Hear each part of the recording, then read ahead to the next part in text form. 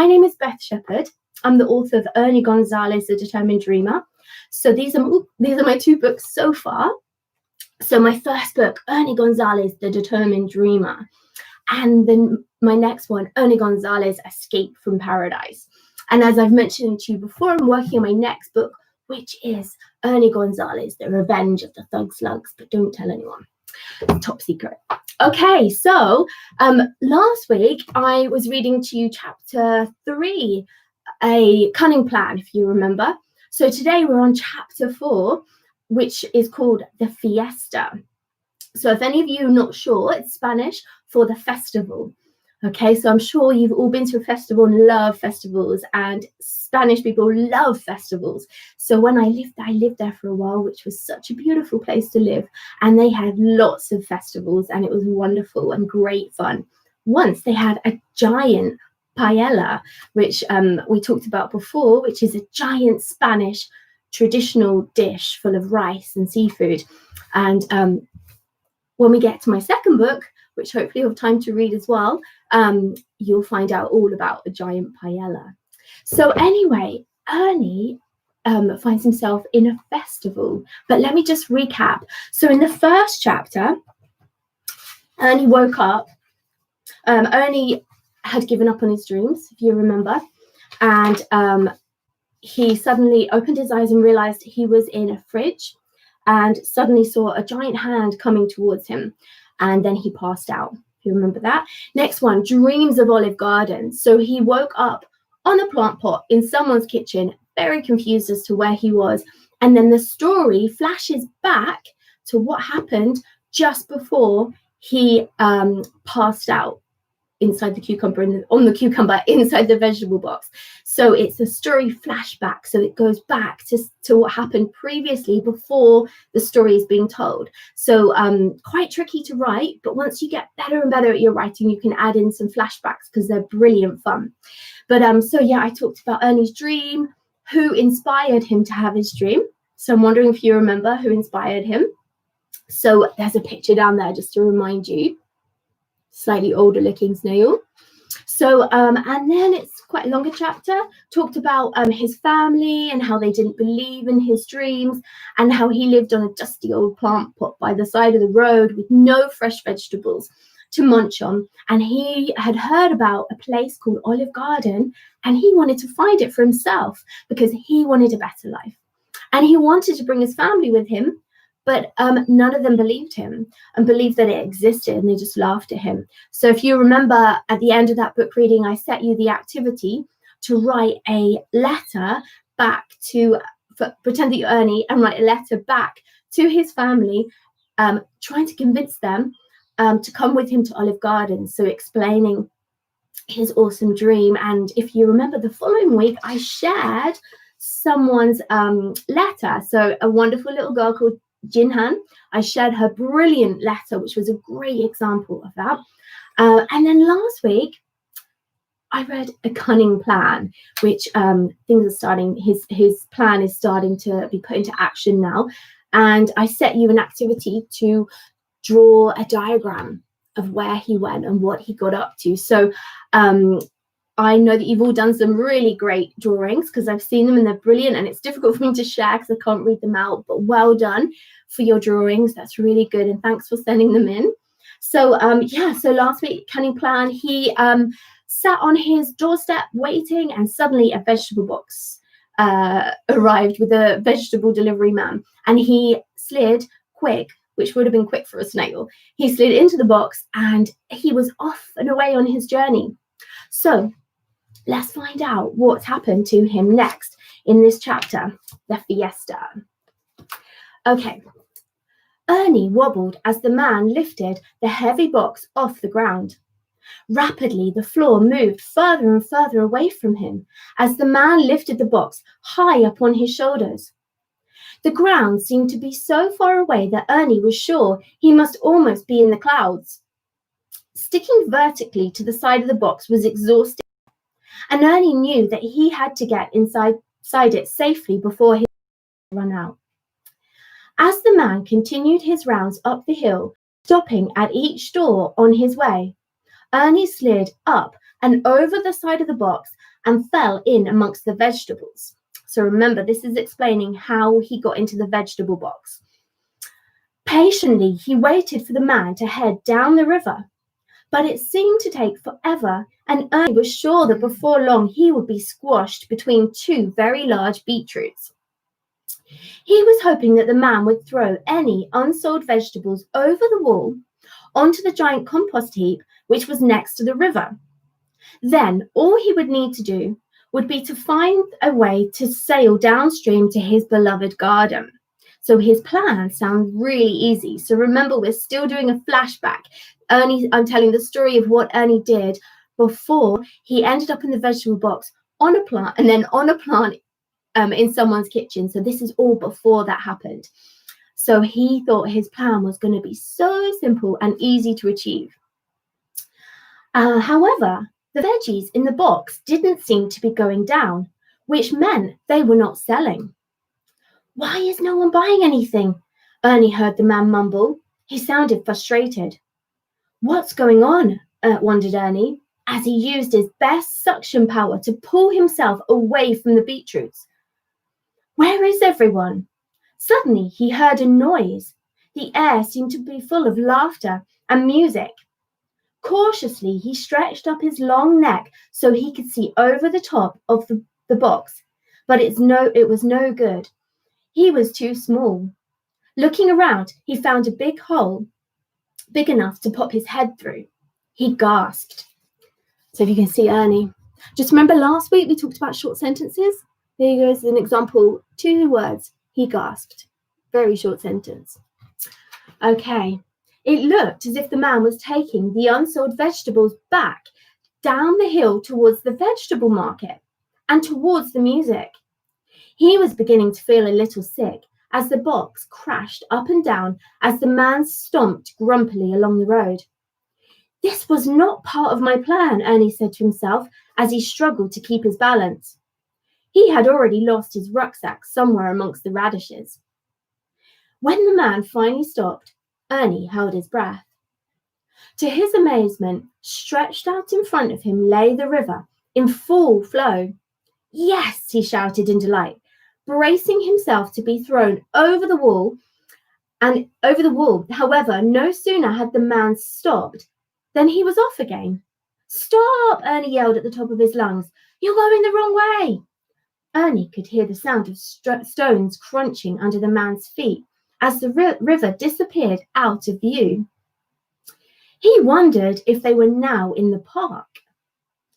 Just as Ernie was beginning to get his bearings, he heard the familiar voice boom above his head. Couldn't sell anything this morning, said the vegetable man. Everyone must be here at the Fiesta. Ernie was puzzled. I'll leave this box at your stall. Maybe you'll have a better chance of selling them. Crash! The man slammed the box down on the table, sending Ernie flying high into the air along with all the vegetables. As he spun through the sky with a few onions, Ernie looked around the park and saw a big banner, the annual summer fiesta. Oh no! Of course, today is the annual summer fiesta. How could I have forgotten, he said, feeling annoyed with himself. Just before he came plummeting back down into the box, he caught a brief glimpse of people dancing in brightly coloured flamenco dresses and tucking into Spanish paella. What a bad day to pick to start my journey, he said, feeling deflated as he slid down the side of a carrot. Great. My fantastic journey has amounted to nothing more than a close encounter with a beetroot. He wondered how this day could have gone so wrong. To show a picture, it's Ernie flying high with the vegetables, with the onions. Okay. Ernie thought about making a quick dash for it. Maybe he could slide up over the edge of the box and carefully slip out of the park. But the idea of sliding across rough gravel stones made him shudder and his tentacles frizzle. And besides, there were so many people dancing, he was bound to end up stuck on the bottom of someone's shoe. Just desperate to find another way of escaping, he cautiously poked his head out of the hole again. Immediately, he felt the blazing hot sun on his tiny green head. Wow, today is a real scorcher. It was so hot that he was sure he would fry in his shell if he left the shady box. So gloomily, he slid back down amongst the cool vegetables. Just as he was getting out his sketch pad and beginning to draw up a new escape plan, he heard the sound of people approaching the stall. There were voices, followed by a rustling sound, and before he knew it, Ernie and the vegetables had been sold. He felt the box being lifted up once again. Frantically, he squirmed to get away from the heavy vegetables that were wobbling dangerously next to him. "I have to find a way to escape," he shouted to himself. Then, to his relief, he spotted his rucksack. Quickly, he grabbed it and flung it onto his back. Then, with all the strength he could muster, he made his way to the top of the box. However, just as he was about to peek his boggly eyes over the rim to see what was happening, the weight of his overloaded rucksack pulled him back into the box, and he landed splat into a rotten, soggy avocado. So that's where where the story began, with him in the rotten, soggy avocado, as you remember. Okay, so well done for listening. So I have a tip. I'm going to start with an author tip today. So the other way around. So my tip today for you is suspense. So you may have heard this at school. You may have been taught this. But I'm just going to recap because I love suspense in a story. So I think suspense is particularly good in the build-up of a story. Okay, so I'm sure you've all done work with opening, build-up, problem, solution, and endings. So you can use a bit of suspense throughout the story and in the problem, but it's particularly good in the build-up as your story is just about to take shape, just before the problem actually begins. So this actually is the build-up of the story, slightly longer story that you might write at school. So it's hard to work out where the build-up is, but we're still in the build-up of the story. So suspense is a great way to create a feeling of mystery or excitement or anticipation or nervousness that something is about to happen. So it's a good way of pulling the reader into your story and keeping the reader interested in your story. So one of the ways that you can use suspense is through senses. So I love senses. So I'm sure that you remember what the senses are. So sight, smell, sound, taste, and touch. So if you remember, when I just read this chapter, the Fiesta, I use one sense quite a lot. Just wondering if you can guess what it might be.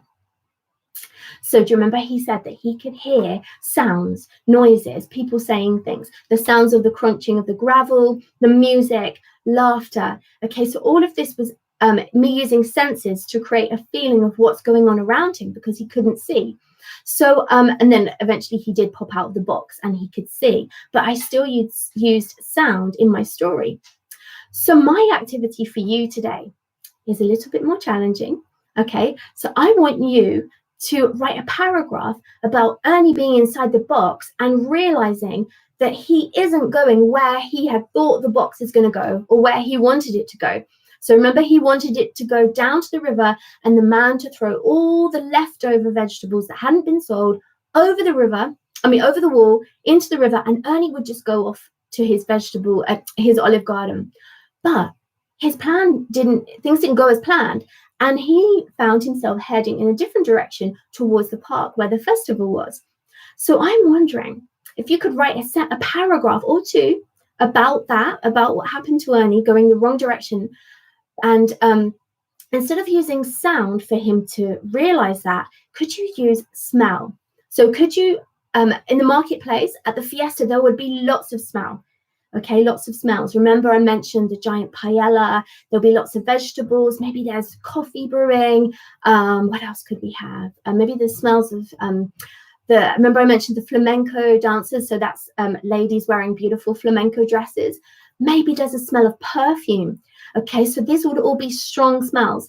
And they would not be the smells that Ernie would be expecting. So he would have been expecting to be thrown over the wall into the river.